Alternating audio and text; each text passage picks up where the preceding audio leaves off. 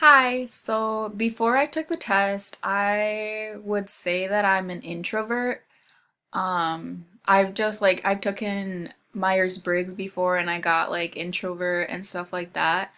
And then after taking this test, I got 41 on sociability, which is like I guess kind of half extrovert, half introvert.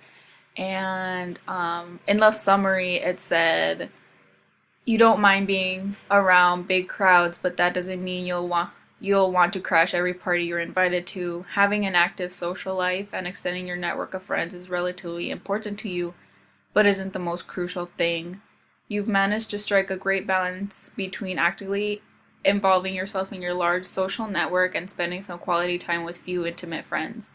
Although you may not always be the conversation starter or the life of the party, you are generally a very outgoing individual, whether among friends or people you are less familiar with. And I would say I agree.